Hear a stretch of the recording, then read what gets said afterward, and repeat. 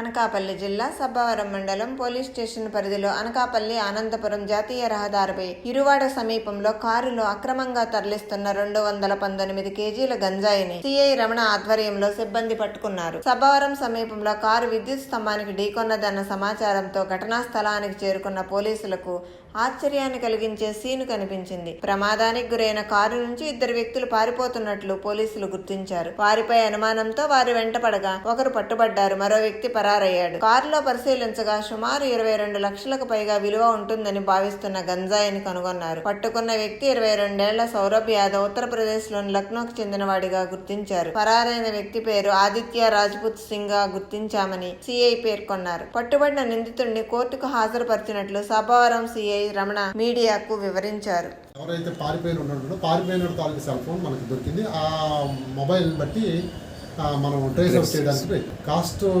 11 లక్షల దగ్గర ఉంది. నిన్న మార్నింగ్ అండి, నిన్న 11 గంటలకు అరెస్ట్ చేయడం అయింది. ఏదైతే ఉందో ఆ కారులో 42 ప్యాకెట్లు, ఈచ్ ప్యాకెట్ ఒక 5 కేజీస్ ప్యాకెట్ ఉంది. 219 కేజీల తాలూకా గంజాయిని, అది మంచి క్వాలిటీ గంజాయి. అది ఆ గంజాయి వాళ్ళు సీజ్ చేయడం జరిగింది. ఆ కారు కూడా బాగా డ్యామేజ్ అయింది. తర్వాత ఈ వీళ్ళు ఒరిస్సాలో పట్టంగని ఆ ప్రాంతంలో పారపుట్ దగ్గర నుంచి ఇది సరుకు తీసుకొని టువర్డ్స్ విజయవాడ మీదుగా అలహాబాద్ వెళ్ళడానికి వీళ్ళు ప్లాన్ చేసుకున్నారు. ఇక్కడ ఏదైతే యాక్సిడెంట్ అయిందో ఒకడు రాజ్పుత్ సింగ్, ఇతను పరారీలో ఉన్నాడు ప్రస్తుతం. ఇతను సీన్లో నుంచి పారిపోయాడు. అతను దొరకలేదు.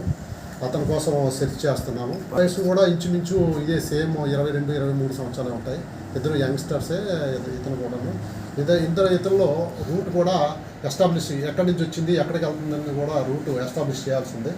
వీళ్ళు ఏంటి కోర్టుకి హ్యాండ్ అవుట్ చేస్తున్నారు. ముద్దాయిని ఆల్రెడీ అరెస్ట్ చేసి రిమాండ్ కోర్టు అనకాపల్లి కోర్టుకి పంపిస్తున్నాం. అలాగే ప్రాపర్టీ కూడా స్వాధీనం చేసుకొని కోర్టు దీంట్లో పెడుతున్నారు.